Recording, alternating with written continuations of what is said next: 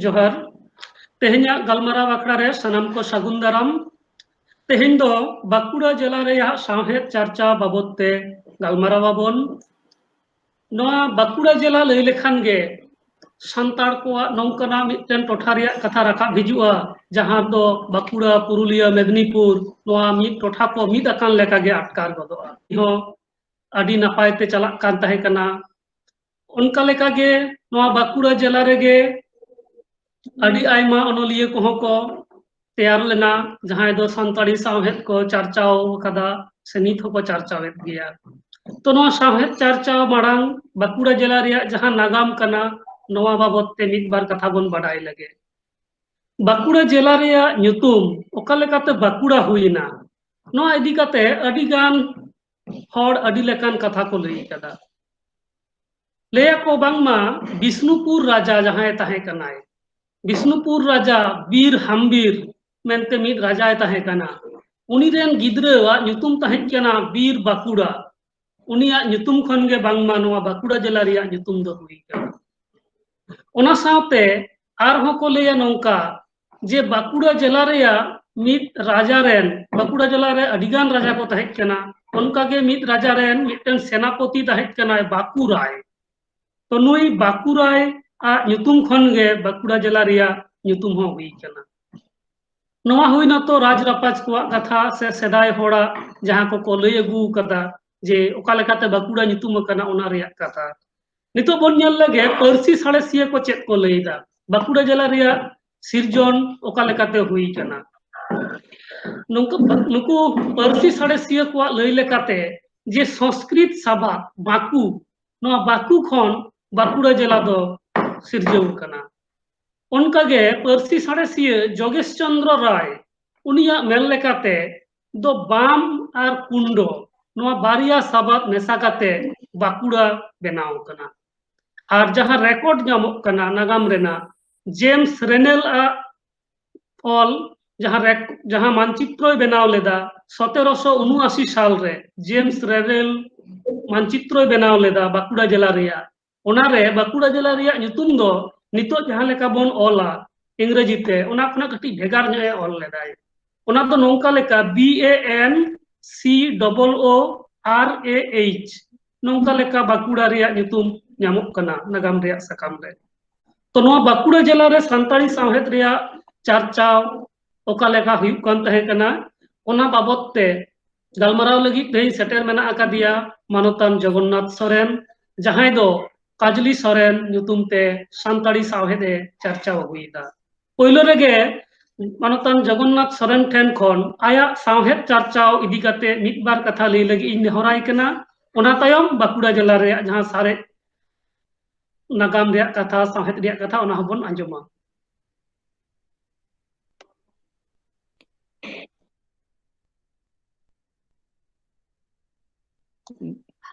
बा आंजमक कना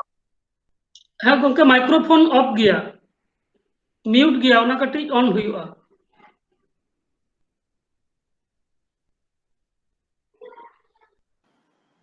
हाँ नितो हुई कना अच्छा ये साहेब नागाम दो साहेब चर्चा ना नागाम दो ठीक धारावाहिकता जहां को मिता उनका तो ठीक बा माने आचका के हुई कान लेका अदे अंते रहो आलिया इलाका रे मेन गानोआ 60 दशक रे जहां मिटांग साहेब आंदोड़ मेन गानोआ उना दो मूल तो ताहे कना गुहिराम हेम्ब्रम रसिका उनी दो गुहिराम हेम्ब्रम मिटांग पुथी उडुक लेदा 1955 साल रे उना रे उना दो सेरिंग पुथी ताहे कना उना रे दो गुहिराम हेम्ब्रम उदास मुर्मू शिशुराम मंडी दो पेहड़ा सेरिंग मिसा काते मिटांग पुथी उडुक लेदा सेरिंग पुथी उना दो शिवम सराम इना तायम उना दो इतो बई दिसेया जहां 60 साल रे 1963 साल रे गुहिराम उडुक लेदा सेता संदेश ओना दो दिसेया सेता संदेश उना साथे उना देला दिली गे 1966 साले दिसम दारान टुडू ने दो वाहना नितुम असल नितुम दो फुटिक चंद्र टुडू ने हो मुसलिहार एनकान जाय और उना पासा तोरे प्लस पुनी कोन रूपचांद गुरमु में तमी और सेरेन पुथी उदुक किदा चापालान ओना उन समय दो उनको विहिराम हेम्ब्रम मिदटां दले तैरी किदा जे सेरेन दल ओना आरे नुकु पेहर दास मुर्मू शिशराम मांडी रूपचंद मुर्मू विहिराम तैकला के नाम सो उनको मिदटां को जहां रगे परब हुआ पता हुआ सेना पंचमी इंदी सिंतुको डाड़ी रहो उनको मिदटां ग्रुप दल को चला और सेरेन को सेरेन सेरेन तो ना पुथी को अखरिया अदा सेरेन सेरेन तो अखरी खान अदा नेल कोले जो उना को नेल बड़ा कते ये मोना होइले जो टंग यहां सेरेन ओला अदा सेरेन ऑल जखन चेष्टा केदा नेल केदा सेरेन ऑल खान तो राहा चे सेरेन हुआ इ तो हन श्री ताड़े किया ताले सेरेन ऑल तो बांगा सेरेन ऑल दादे बतिल किदा इने तकरे 1965 साल रे लाहातनी लेई का लेका सारदा बाबू कुबी सारदा पसक्स दो मते द हिरी लिगिया जहाना रगे ना ढोगड़ा रे मिटंग स्पोर्ट्स किदा हुंदो कुमारी द रिको तला कुसई द कतोला कना 65 साल आदो उनारन बड़ांग पिड़ा दो कुबी सारदा पसक्स ओडे सेंडेना स्पोर्ट्स लगी आदो ओडे सारदा वा सेरेन ओनोडे आजम कते आरहु उद्योग नाम किदा बा ताले सेरेन बांग कते ओनोडे ऑल अदो इनके कते अडी चे माने ऑनलाइन बाई ऑल दाड़िया ऑनलाइन बाई दाड़िया इनके कते यलदा मिदटां ओनोडे ऑल किदा पोइलो 68 साल रे ओना जहां रिकॉर्ड हिसाब ते तारा कुबिता हम मिला जाय इनके पुइलो ऑल 1968 साल रे ओना दो 1970 साल रे पश्चिम बांग्ला रे छापा लेना ओना ओनोडे इनके पुइलो ओनोडे रिया ये दो पुइलो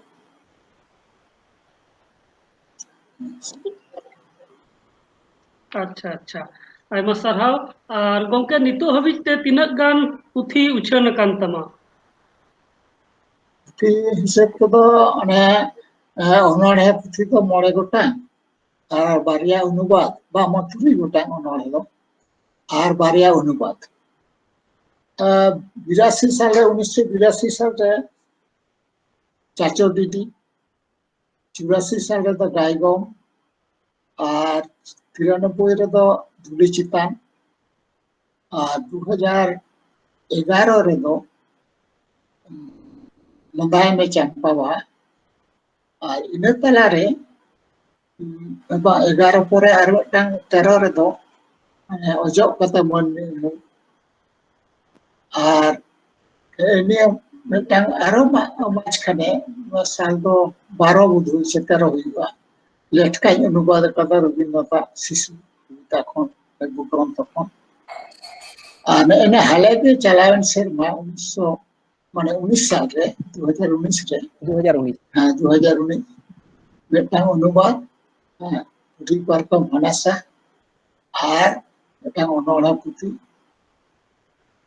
सबनाका बनी रे सनज इना माने आर्टिक पुथी छेड़ा अच्छा अच्छा आयमा सरहाव और गोंके नो बांकुड़ा जिला रिया सावहेद आंदोड़ ओका लेका तहेज केना पहिल रे जखन एहोबेना संताड़ी सावहेद रिया चर्चाव ओना ऑक्टो रे अबो बोन नेला पहिलो रेगे 1957 साल रे खेरवाल आड़ांग कथा नो बांकुड़ा जिला खन गे उछोड़ लेना और ओना साथ गे बांकुड़ा जिला रेना सावहेद आंदोड़ हो सिरजो लेना तो ओना को इदी काते मिद बार कथा अच्छा सावन आंदोलन रे तो मेनकन अब तो जहां रे गोटा भारत दिसम रे अब आंदोलन तो साहेब को प्रथम तो को चालू हटो कदा को मिशन जेमन बांकुड़ा जिला द सारेंगा मिशन ताहे कना सारेंगा मिशन खन उनको ना तुमल कते मिटन सेरेन पुथी को उदुग लेदा 1936 साल सारेंगा सेरेन पुथी उना दो आग्नेस सोरेन आ सापड़ाते 140 टी गान सेरेन को तुमल कते को छापा लेदा 1936 साल इना तायम उना 40 दशक रे दो बाकुड़ा 40 दशक रे दो बाकुड़ा जिला रे दो कोनो साहेन आंदोलन रे दो खबर तो इठन तो बड़ाई दो बनुआ हां एबार 50 दशक जखन हेना ओदा लेकरे प्रथम दो गुहिराम तका मिटान पुथी उडना 55 साल रे सड़म सड़ान इना तायम 57 आर मा ताला रे मिटान होइना जहां सरकार ठेन कोन हां कथाबार्ता से गालमारा तांते जहां पश्चिम बांग्ला लेना 1956 साल में जखन छपायना बाकुड़ा से हो ना दो जहां को पढ़ा था हां से बाय पुष्ट हिजु था उना उना ना मिटान ये कना पाठ कना और 57 साल दो भगवती सरना आयुते और कुबिसादा प्रसाद किसको सासा पड़ाते खेरल आराम बाकुड़ा कान इदागे पोइलो 5 माने 50 दशक रे और इन साथे उना आंदोलन रे दो मेन गानुआ महासभा हो मिटान कना आदिवासी महासभा बाकुड़ा जिला ना उना आदिवासी महासभा दो 5 दशक माने 50 दशक रे दो सारदा बाबुआ और खन के बड़ाई कना 51 साल रे और 54 साल रे जहां 51 साल रे दो बुल पार रायपुर थाना और 54 साल दो बारिकुर रे होइलेना उना रे दो बाकुड़ा जिला हड़ अडी उद्गेव को नाम करा उनगे देवम तुगुन आदिवासी से उना तेरंग हर को दिसे गुना सदरम चंदा उना सेरेन कदम खन के ना परे तो अजम कना रे हड़ को सेरेन बड़ाई थे और इन तायम जहां 60 दशक हेना ओने लेके यान लेका गुहिराम हेम्ब्रम से नुकु समदरान टुडू दास मुर्मू जुसुराम मंडी और ओना साथे 60 दशक रे दो आरो हानते रानीबंध थाना रे दो जस सावताल किबा सर्वेश्वर हेम्ब्रम ने 830 साल रे जरे आड़ा मुसलिम पुती और नाते जस सावताल माने जलेश्वर सोरेन उनी दो जाराबुरु घाट रे कपुनेट जहां ओना खूब उन समय दो आंदोलन पौजा रे हेना अडी हड़ को सियाता है इना ताम तो 70 साल तो है ना 70 साल तो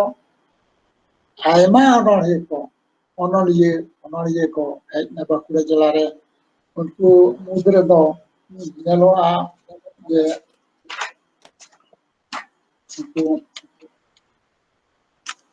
जवन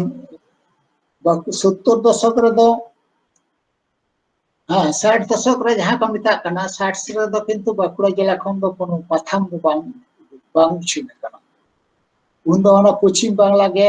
हड़ को पढ़ाता है ना डाकजुत है नेगे 70 दशक रे दो जेमन जस सावताल रूपचंद हेम्ब्रम नादिम हेम्ब्रम ज्योतिलाल हासदा चंद्रनाथ मुर्मू मदन मोहन मुर्मू शिशुराम मंडी मुंशी गोपाल मुर्मू जमादार किस्कू श्यामचरण मांडी सुबोल टुडू सुप्रकाश मुर्मू आदि रायपुर अंते छतना से आदि जतो थाना रन के मी बार कतक अचका को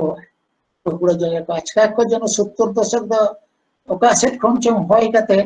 जतो थाना रन के माने रायपुर पूरा बाकुड़ा जिला के हंडे नडे ओनलिए को उपिल है जका आदो अडी आयमा ओनरे मेना कोआ जहां उना नुतुम लई लेखान तो अडी समय के चला और उन समय दो 70 दशक रे दो मिटांग के किंतु बाकुड़ा जिला रे कथा मुछन लेना जहां कना खेरवाल जारपा दो उछन दा गुरुदास मुर्मू जहां एना लेके जे गुहिराम हेम्ब्रम तको जहां बुद्धि को उनी दो किंतु जल डुबी माने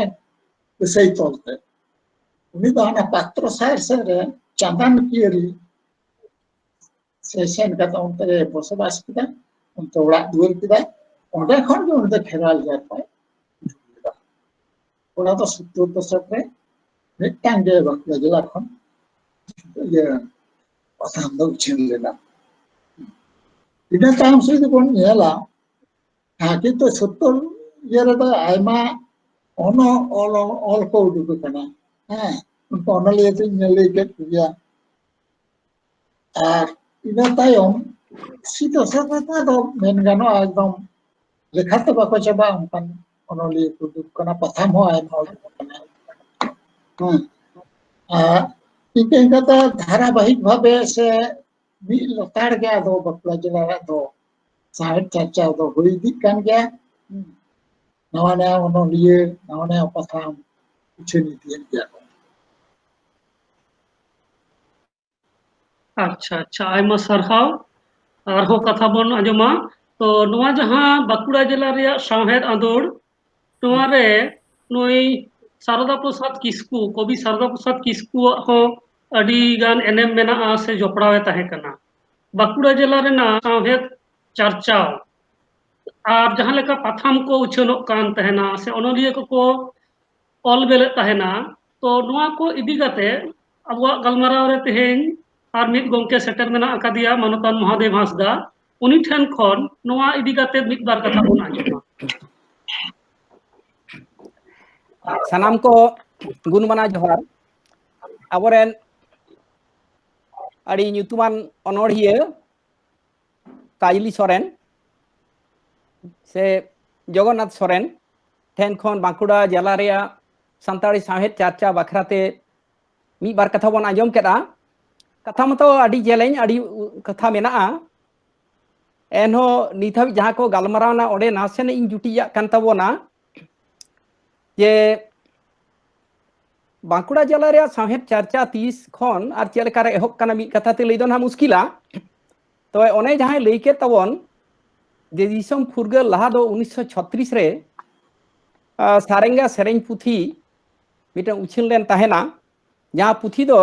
ऑल लेदा आर्नेस्ट सोरेन ओनारे 140 मान 140 गोटेन सेरेंग मेना कदा तो ओना जोखे गे ओंडे सारेंगा रेन गे आरहो बीर सिंह हेम्ब्रम और मिघु किस्कू उनकिन हो अडिगान सेरेंग किन ऑल लेत ताहेना उनकिन पुथी दो बांग सदर कना ठीक ओना ताइनम रे कथा दो हुईना दिसम फुरगल तायम रे कथा जहां लैके ताबोन ये सड़म साड़ान ओना मिटन सेरेंग पुथी नोआ दो को ऑल तहना गुहिराम हेम्ब्रम रुसिका शिशुराम मांडी अरुण हांसदा नुकु को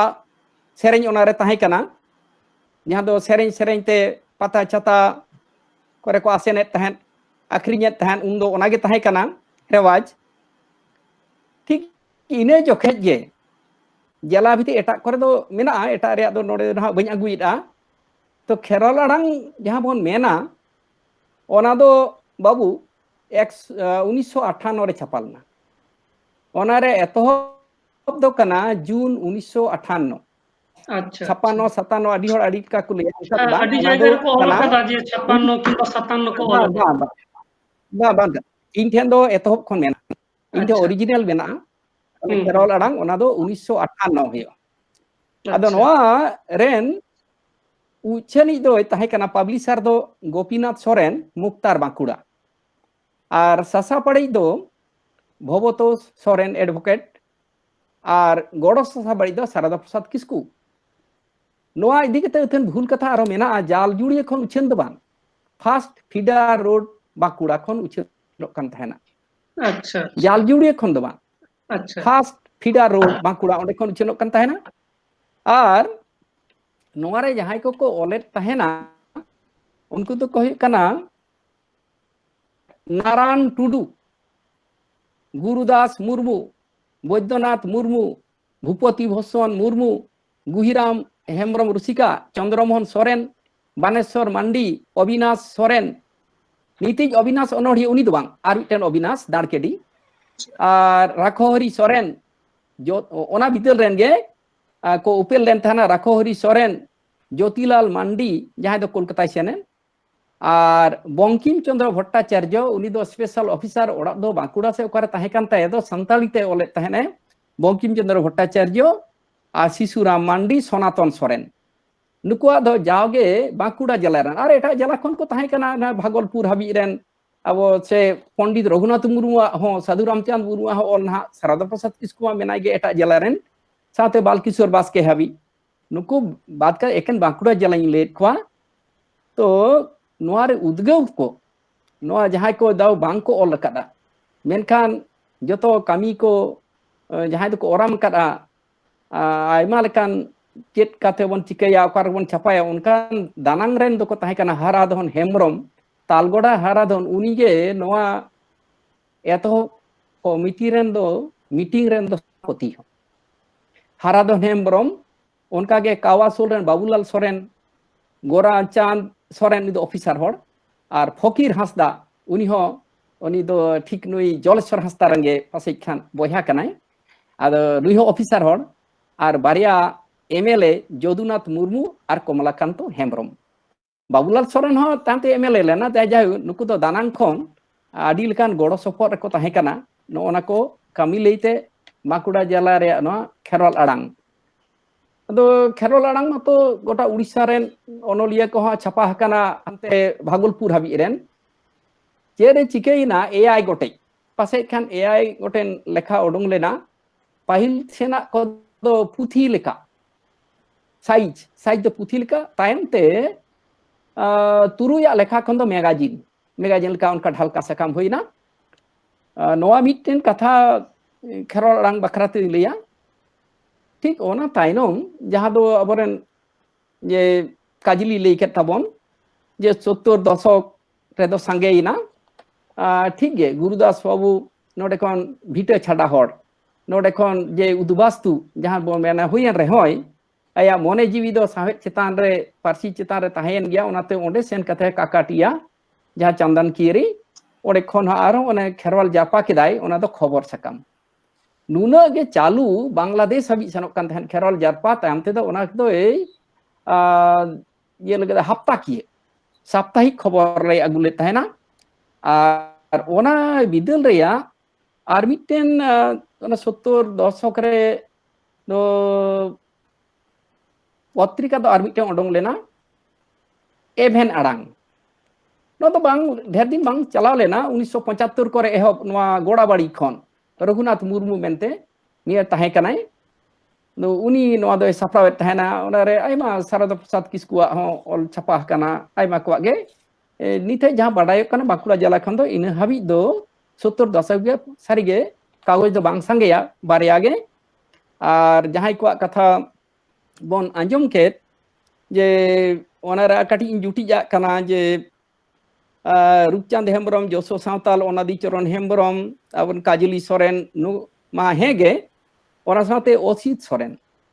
अब अनोढ़िया असित सोरेन मदन मोहन मुर्मू जहां दो लांग तिथि ज्योतिलाल हांसदा चौधरी हांसदा दो बिजिरे सावताल आदि हर बाको बुझते तहन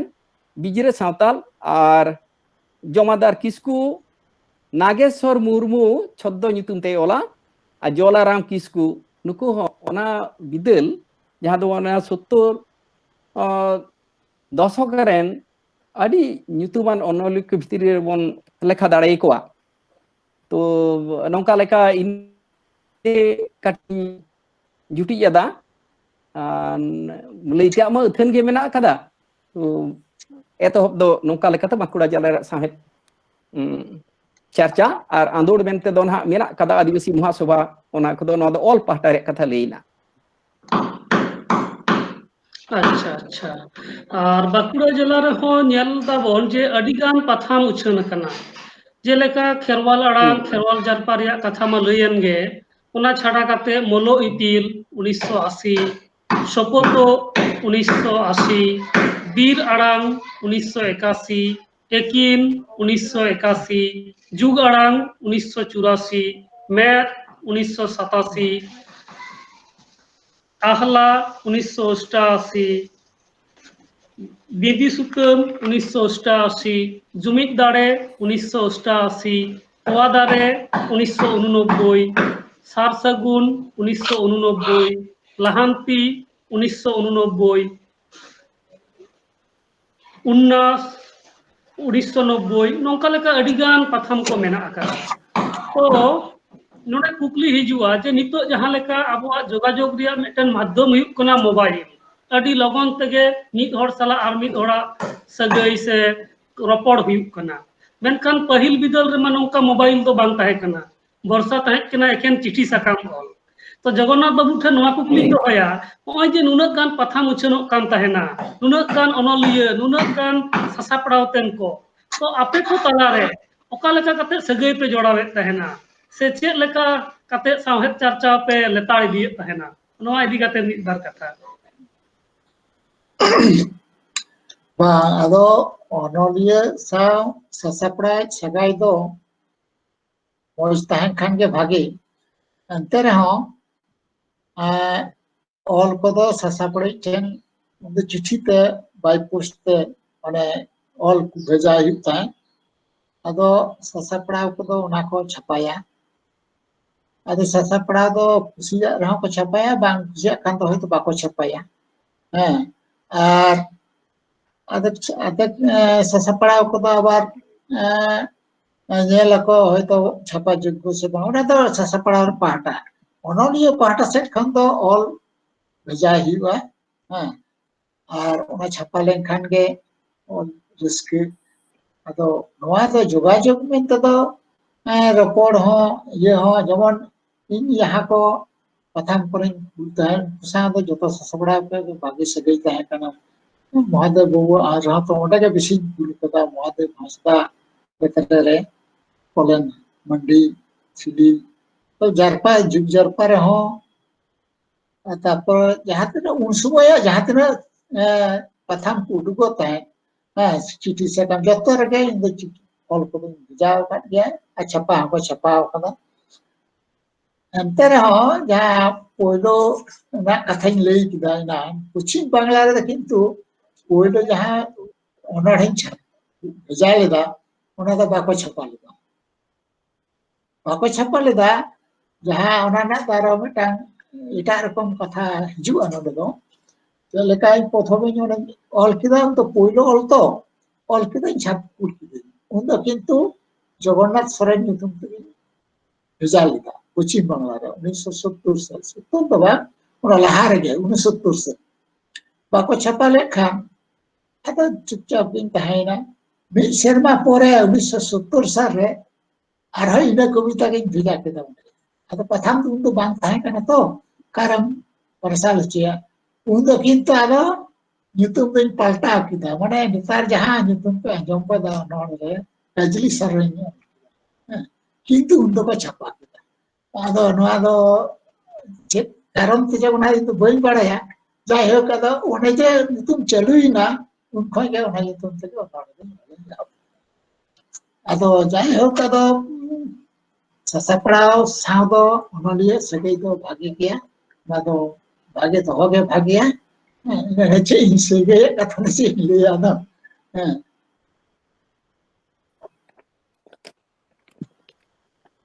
अच्छा अच्छा आयमा सरहाव और तेहेन सेटर मेना कदिया मानतन महादेव हांसदा उनी हो मेटेन पथाम रन ससापड़ा लेकाते मेनाया जहां दो तेतरे पथाम तो उनी ठन खुना नोआ बन बाडाया जे बाकुड़ा जिला रेन अनलिया को ओका लेका को ओले तहेना मिटेन ससापड़ा लेकाते ओका लेका ओना को नेले तहेना ओना इदि काते मिद बार कथा बाबू नोआ दो अड़ी मारंग कुकली तो नीता भी जहां तो काजरी गी मेना ये हेड अकल गे उनी साउप्रुम ओना नितुम तो जहां को लेके तबन 80 दशक रे दो आरो आयमा गे पत्रिका को उछल रेन ताहेना मेन गानोआ नोडी नेलेदा जे गेल एआई गोटेन 80 दशक रे बांकुड़ा जेका खन 17 टी सकाम उछन कना तो ओना भितरी रे मिटेन दो ताहे कना अनोढ़े सकाम जहां दो ᱧᱩᱢ भिनय हिवा आहला 19 si jahang do ukil soren saprawet tahenai hana jum bhinai lekana do ar miten do tahe kana noa kodo je tula jokha sakam nyutum ge tula jokha Guhiram Hembrom Rusika kurum tuleda pe chandokiya ar sare jahan ko menak kan ona bhitri re bir sengel do khobor kagoj chandar khon jahan Dibakor Soren Dibhasik barya parsite pakhik ar sare yak kodo jotoge sahet sakam ge jotoge kana sahet sakam ar nongka ho leyo aje jug arang ge tayam te do hor arang hoi kana ar sare yak do noa ja sar sagun bon nyeled noa nita sar sagun khobor kaw jaha Molin Hostai saprat tabon ona bidal re sar sagun do Modon Mohan Murmu Langtiti uni hoy saprawe tahena ni badai re ado ni kadi juti jada ado ched inya mente ado Bakura jela re onolika olbel ado noa do na adi marang katha to duno sage onoli nyel je jela khon ge sahet sakam se potrika uchena kana pun gel chetan ar onoliye ho pase Purulia ar Bakura do ongsong je jotokhon sange Bakura jale onoliye menak kat ko mel lekhan badik do bang huyuga nyutuman onoliye lekhar do ayo adi jala reuthen nak ko to node nyum bhina lekana do jodi leyoa aboren katha badohi Rupchand Hembroma katha je jahai do bang papadha ko ge ge uni ko nyum ledeya jahai sarkar se jahan gawta se সংস্থা khon do bang tuni kaduya olre jaha do mena unik sahityo mane to arsi to jaha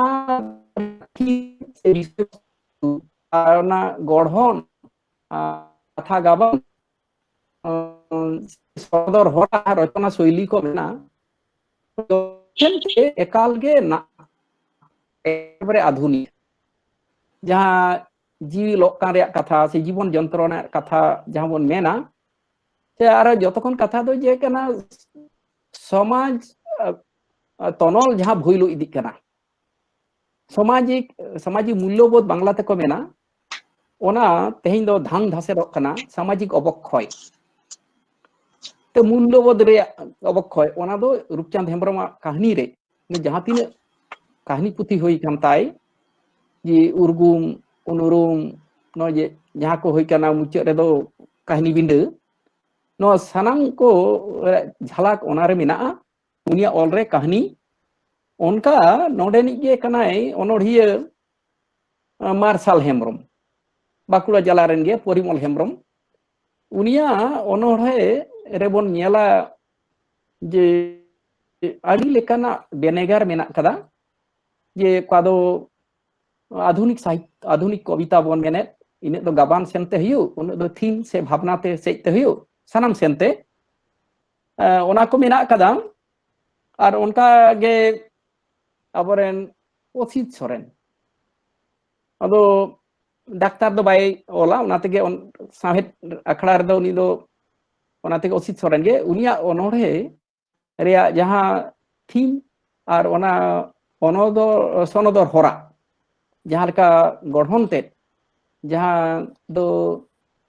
jebon meta silpo se ona unia jaha Prakash Bhongima noa joto sente ekal juda giya ona hor do uduj do uni ho mita adhunik kobita jaha gon mena ona ren uni ho miten kana hor udugi ar aboren je samang re binaya do chel kei leya Kajili Soren unia jaha onodhe reha juda tet menak kada ar more goten onodhi khona ar noa do noa pahta ar mit do adi gan ge nawa ko एका नहबावन मेना 80 दशक रामेश्वर मुर्मू अनोढ़िया रामेश्वर पुथी दो बारिया गे नित हाबिज ताय एनो नुना चेतान भावना रेया अनोढ़े नुना गे साहेब रेया बिचारते जे ओनर सोरेस अनोढ़ को जहाँ को मेना उनका भीतर मेना कदा उनका दी आर्मी तो सुनील बरन मुर्मू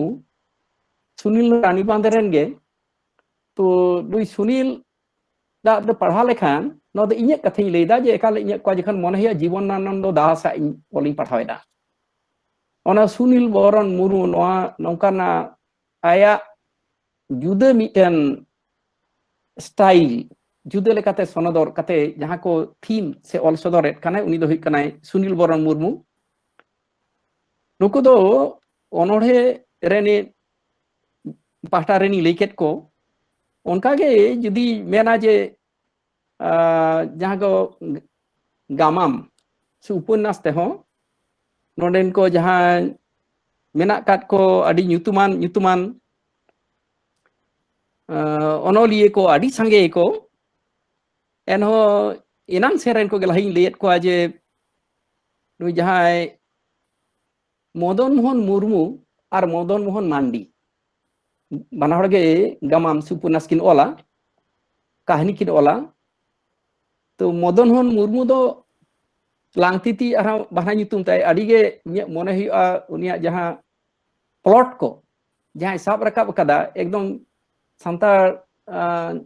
समाज से आतु ओड़ा नेलेट कान लेकाम नेला उन्हें वर्णना को कथा को नु सरस ना रोड को एकदम सांतार को रोड लेका मदन मोहन मांडी हो भागे उनका सुखदेव बास्के हेनाकाट को आरी मेना जे नि चंडी चरण किसकू नितो बर्धमान मेना नुई हो बाकुड़ा जल हड़गे इन बर्धमान के पहली बड़ाई कान ते चंडी चरण अडी संगे पुथी ताई नुई चंडी हो महेशाना बुधनपुर छातना ओडे ओड़ा नितो सेन कना उनी अडिगान कहानी मेना ते अनोढ़े मेना ते गामाम मेना कातेया नो बाकुड़ा जला रे गौरव नुनु ᱧᱩᱛᱩᱢᱟᱱ अनोलिये नोआ जला खन को उपेल कना नुकुआ ऑल रे अडी जुदा तेत मेना कदा ओते इन को किछु ᱧᱩᱢ भिने केत कोआ आर कागे मेनाय गौर मुर्मू हो कहानी ऑल रे गोपाल बास्के अनोढ़े रे जो थोड़ा ᱧᱩᱛᱩᱢ लई लेखान अडी जले ᱧᱚᱜᱼᱟ उथेन कथा लले हियुआ आर हेनाय सोना हेम्ब्रम मलिंदो तो मेना गया सांबादिकता पाहटाते सेनेन ताबोना लखन सोरेन जहाँ दो नितो हिजिली रे लखन सोरेन रानीबांध उनी दो बाहरे रे मेनाया लखन चंद्र सोरेन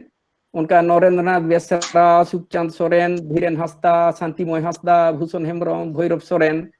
कांदन सोरेन जीसुराम टुडू अमल सोरेन चंडी तो लई केदिया आदित्य किसको अडिगान पुथी ताय जदि बाय छापा सदर दाड़ाई खार ओना को बिदल रे नुको तो 80 दशक से रेन गे नुको को नीतरेन को आरोन हा लई लेखान मिधार लेखान तो गालमारा बांजुतु आ दुर्गादास मुर्मू आ दुर्गादास सोरेन दो अडी संगे ऑलताय और दुर्गादास मुर्मू उन पाहिल से कागज करे उनका बाnyal kana मेनखान इथाय मिटन पुथी आडी दामान पुथी सदर कत ओना को ना दो आई चाली पाहटाते आयमा कथा बिना जे आई मौज कथा गावान हो साथ उपेन किसकू राजनीति हड़कार है उनी हो मार लकारे आ नोते दशक से को हेज काना रामधन हेम्ब्रम जहां न्यूहू में ऑलोक कान थेन आ नित को कान परिमल हांसदा संजय परिमल हांसदा नियले कान जहां दो अनोढ़े आदि मेना को आधुनिक जहां बोन मेन दाड़े अनहा अनोढ़े उनका के संजय सोरेन नको को मेना को और एटा लेकाते आरहो पटा पाहटा को ओले दो संदीप हेम्ब्रम बिना सोना अडी भागे ओताय बांग काना बारे हो नुको मेना का आदित्य कुमार मांडी नुको 90 करे को हे कना आदित्य कुमार मांडी दीपंकर हांसदा परमेश्वर लिलिबिती मुर्मू नवीन कथा जुंगान गया नवा कोरे जोपड़ा नाय और नीत मेना को भीतर लक्षण किस्कू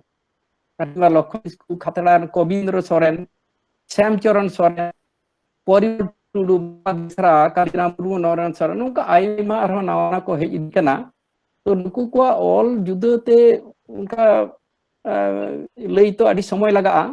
कोई दो अनोरस पाहता कोई दो कहानी कोई तमाम सेनते कोई दो अनोल सेनते जुदा मिटन को रादा को उदुग कदा जे अड़ी लेकाते नवा दो गानुआ गायन पाठ हो मेना कदा ना को ऑल का तबन बाकुड़ा जना अनोली को आदि चेतन थोका ऑल मेना कदा नुका इंदी मने